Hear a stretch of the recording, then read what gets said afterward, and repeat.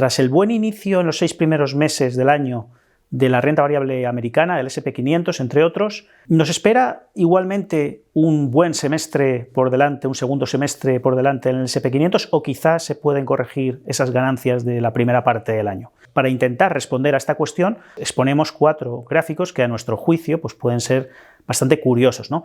En el primero de ellos ponemos una correlación, ¿no?, entre la evolución del S&P 500 este año, lo que la distancia hasta los máximos históricos, que son los máximos del 2021-2022 en 4.800 puntos, 4.820 puntos, estaríamos a un 8% aproximadamente de distancia desde los niveles actuales hasta esa referencia, y vemos un poco las negativas previsiones que tienen la mayor parte de casas de análisis de cara al segundo semestre en el S&P 500. En los últimos 25 años ha habido 4 ocasiones anteriores en las que habían estado tan negativos como ahora.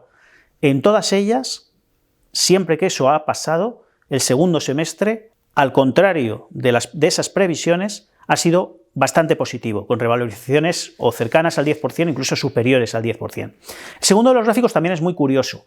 Es una tabla en la que mostramos lo que ha ocurrido históricamente desde 1930 aproximadamente, desde el año 1930 hasta la actualidad, en esos 90 años, qué ha ocurrido cuando ha habido un año negativo, con rentabilidad negativa en el S&P 500, ¿qué ha ocurrido en el año siguiente? En este caso, en el 80% de las ocasiones, el segundo semestre del año siguiente ha sido positivo, con rentabilidad positiva. En el 93% de las ocasiones, de todas esas veces, que fueron 15, el año completo fue con rentabilidad positiva.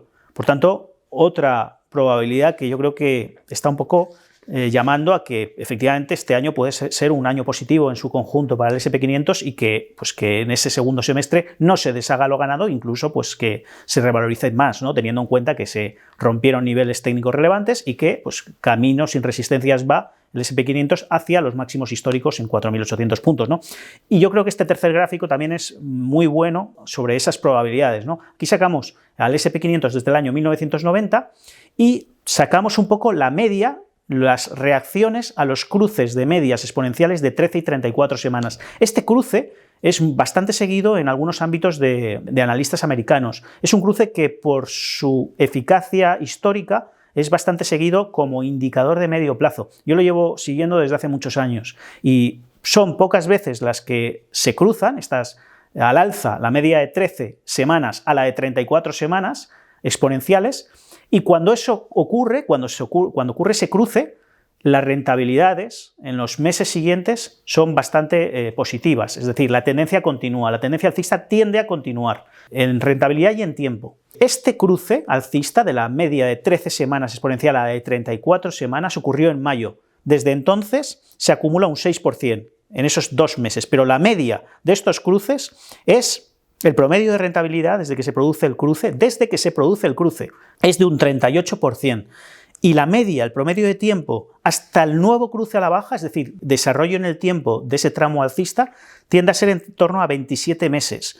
Tenemos en cuenta que llevamos un 6% en 2 meses, la vez de menor rentabilidad fue un año en el que ese cruce solo logró un 17%, desde el momento del cruce hasta el máximo de ese cruce. 17% de rentabilidad con un tiempo de 10 meses, que ha sido el menor tiempo de todos esos cruces alcistas. Es decir, ahora llevamos un 6% en 2 meses. Parece bastante fácil, según esta estadística, pensar que no solo podemos atacar la zona de los 4.800 puntos del S&P 500, sino incluso superarla, o eventualmente superarla, ¿no? Ya veremos si con consistencia o sin consistencia.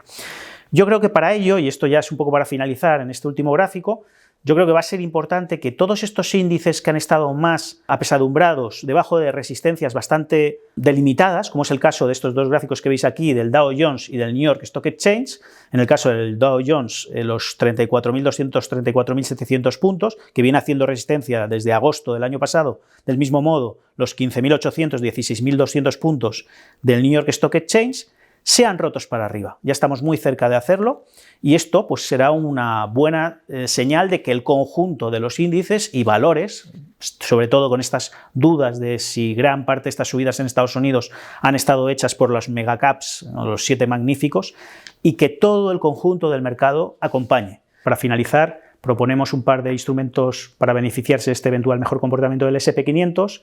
El primero sería un ETF con la divisa cubierta, el iShares SP500 EuroHedge, y el segundo de esos instrumentos sería el fondo de reciente creación por Renta 4 Gestora sobre Estados Unidos, que se llama Renta 4 Estados Unidos Acciones, gestionado por Javier Galán y que, bueno, pues que se dedica a invertir en acciones de calidad de gran capitalización en Estados Unidos.